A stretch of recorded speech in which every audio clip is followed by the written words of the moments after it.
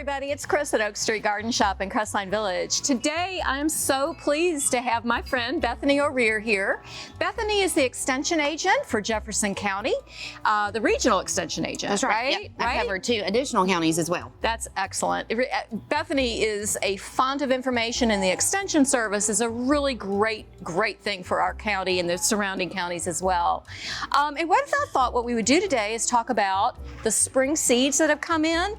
And Bethany, I know you've been a vegetable gardener for how long? A really long time, since I was a toddler, really. We kind of started, grew up in the garden and continue to enjoy it today. And that's so fun because, you know, as you grow, you learn new things Absolutely. too. I mean, I'm learning things every single day. Today we've got, and Bethany, if you would talk a little bit about some of the vegetable seeds that we have here. Right. It's botanical interest seeds, and I'm really pleased with their seed packets. We've got some okra that's soaking right here, and the seed packet, which Bethany said has tons of information that a lot of people don't look at. Right, so we read the back, right? We read the front. They have beautiful artistic representation of vegetables on these seeds. But who knew the inside contains even more information? Chris and I were just visiting on that. I've never opened a seed packet up inside to look and see all the information that's there. And there's tons of information.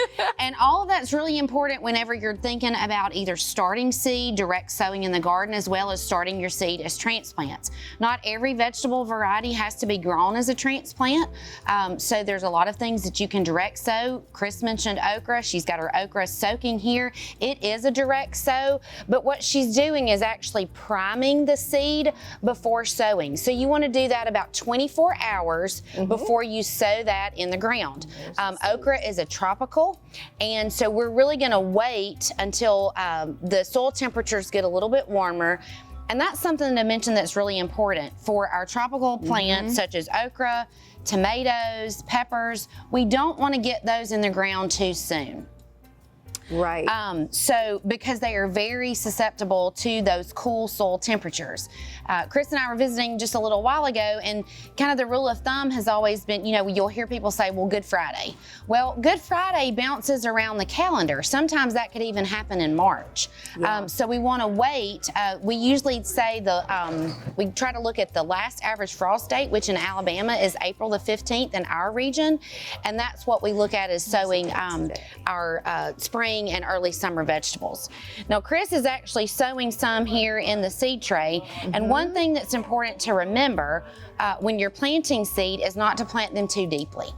Follow the direction on the pack. Absolutely. And we usually say a good rule of thumb is 2 to 3 times the diameter of the seed as far as a planting depth. Sort of like bulbs. Yeah, absolutely. Same kind of thing. Yep, same kind of thing. You plant them too deeply, and then they're just not ever going to come up like you want them to.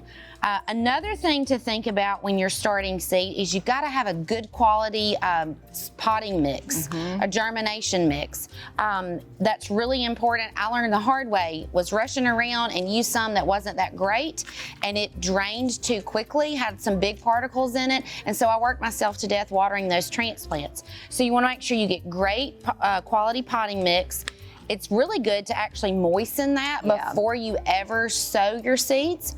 And so you want to pre-moisten it, sow your seeds to the appropriate planting depth, and then cover, kind of just sprinkle another layer of potting soil on top, and then water again, being sure to not water too aggressively. You don't want to float those freshly sown seed out of the tray. Exactly. That's one thing. And this one, I did not sow them before.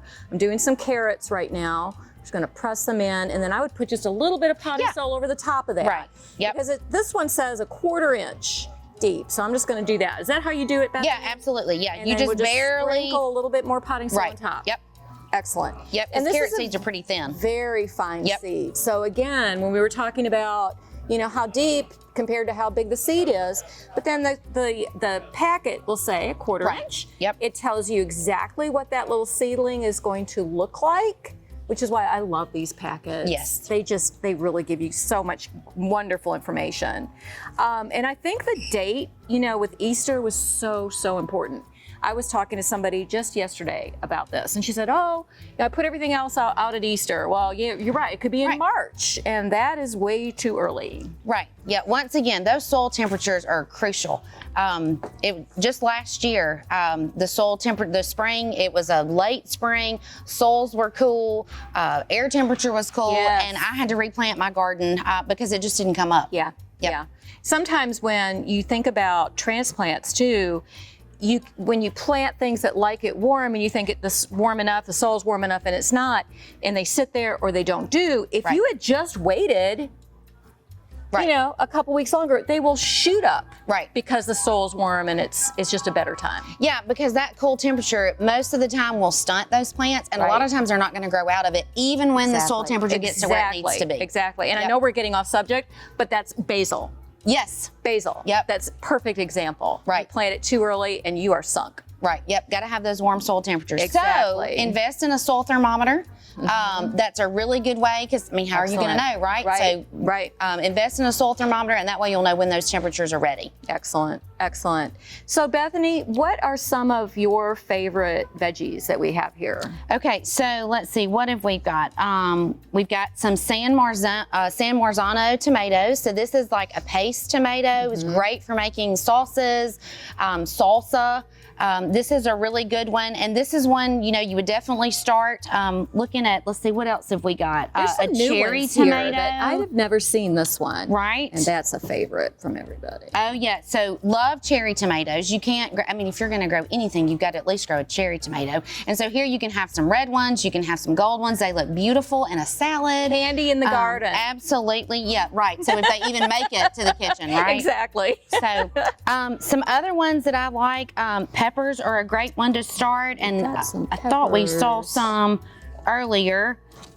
One of my favorites is a pimento pepper, and it's a sweet pepper that's really delicious, even sweeter than a bell. You got some really beautiful bell peppers. I love the colored bell peppers, the reds and the greens and the yellows. Now, do you have, when you're talking about bell peppers in the South? Yes. This is something that has always been kind of a problem for me, is sunburn on the pepper. Right. I do better with some of the hotter peppers. Right. So if you can plant in a little bit of shade, just a touch, maybe afternoon shade, that's going to help. Right. Because what happens is the leaves, they kind of get scalded. Yeah, they do. And then the plants, or excuse me, then the fruit gets scorched. Another thing to remember, peppers can look kind of rough in July and August, but don't everything pull them. looks rough in That's July true. and August. I look rough in July and August. But don't give up on them, because as the temperatures start to cool back down, you'll have another fruit set, and those peppers will bear till frost. And let me ask you this also. Yeah. When you're talking about vegetables in the South, right? Resowing after a certain time, like a later crop of tomatoes. Let's say you have some tomato seeds left. You started some tomatoes now or whenever, right? And they've kind of played out. When would be the next time you would sow some tomato seeds? July. July. So you're going to sow those, get those transplant plants growing in July, and then you'll set those out. And you want to look for some heat tolerant varieties when you're making that second planting. But no, that's a great thing. We always do a second setting of tomatoes. Peppers. You can do that with peppers as well. And then, gosh, squash and cucumbers you can plant every 2 weeks. Of course, we're all usually tired of squash by that point. But you've had enough, or you're tired of watering. Right. Correct. You know, that's the other thing. When you get these things in the ground, you do have to maintain them. Right. And continue the watering. We go through dry spells, lots of heat. We do. And so, since you mentioned irrigation and watering, consistent moisture is crucial. Exactly. A lot of the, some of the issues that we have, especially related to blossom end rot, we see that.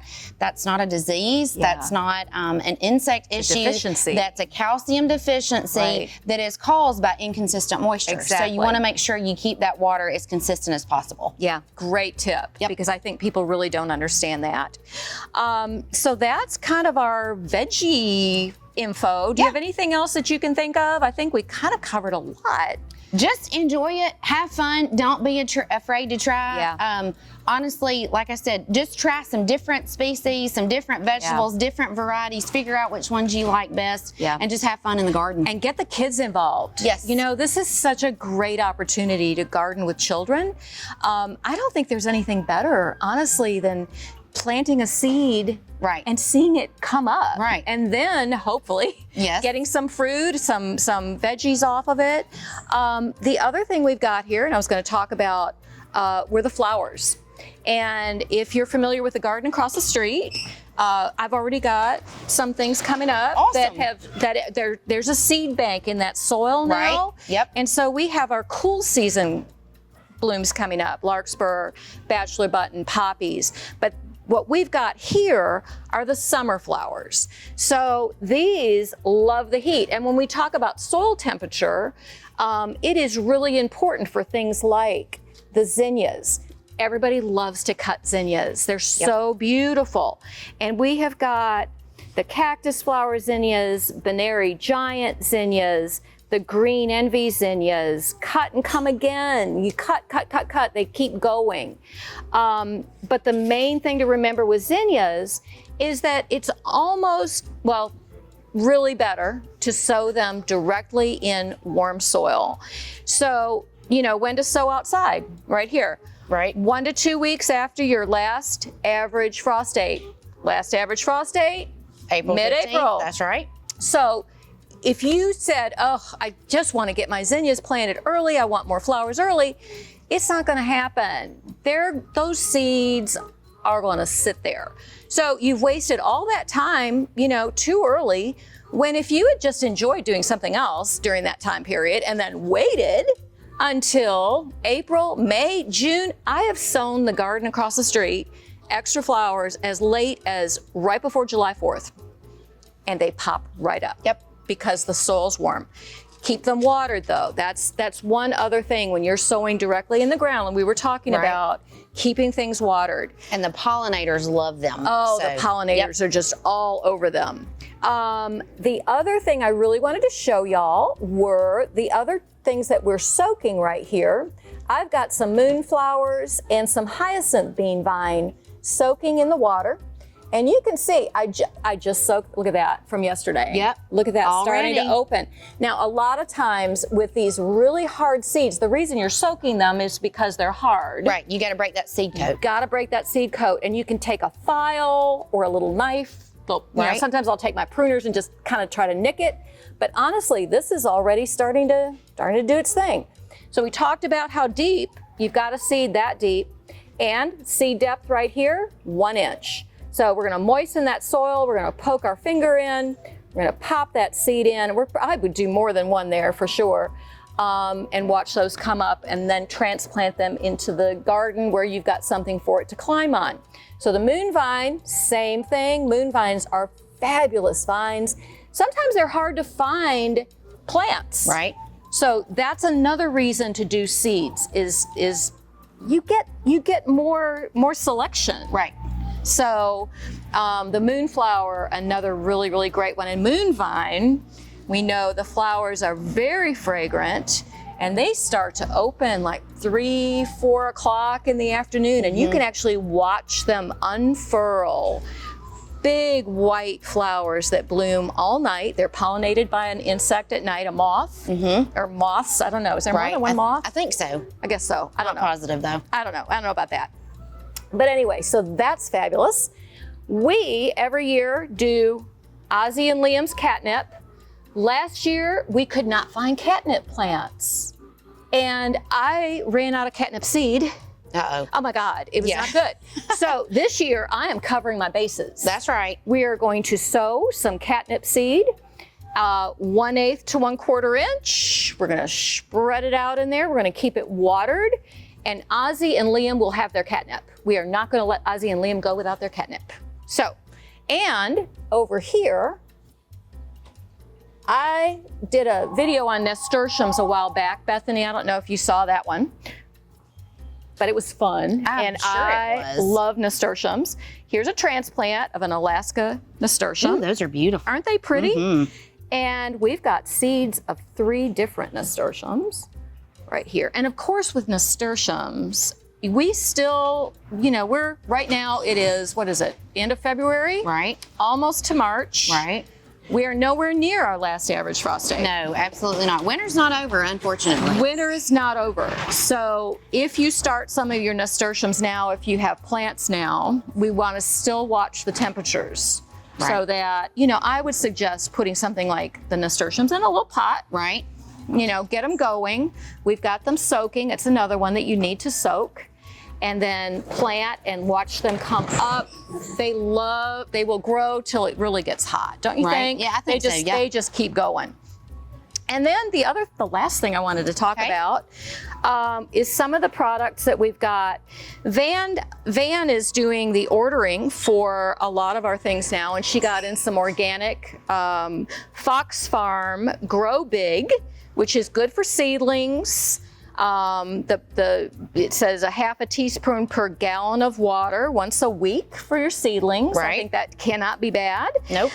Fish fertilizer, I love this. And you got to shake all this stuff before you mix it up, okay? Be sure you shake it up.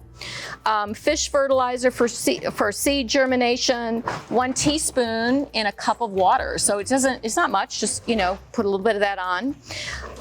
And root and grow, shake well, again, 3.5 tablespoons per gallon, and you water your seedlings after they're all, set in. You can water in with that, and water it, I don't know, maybe once a week with that. What do you think? Probably so. Yeah, just a little bit of good food there for them.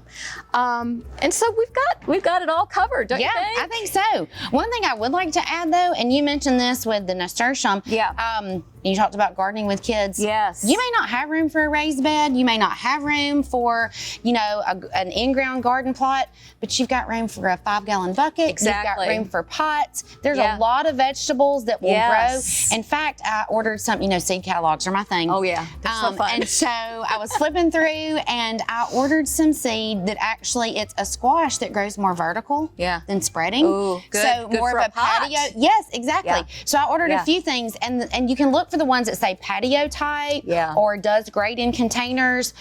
Try those out when you've got limited garden space. And you can still grow some of our favorite veggies. Excellent. Or on a balcony. Absolutely, sure. As long as you've got sun. Long as you've got sun. And now, one point to mention though, when you're growing in a container, they are going to dry out faster. You're going to need to use a good potting soil, not the native soil. Absolutely. You want something like you can even use the germination mix or the potting mix. But you've got to make sure in water because they will dry out a lot more quickly. And if they dry out, that's it. Yeah, so they're please, toast. we need to nurture. That's right. We are nurturers here. So they are definitely not maintenance free, but definitely worth all of the effort. Absolutely. Well, Bethany, thank you so much for joining me. This has been so fun. Yeah.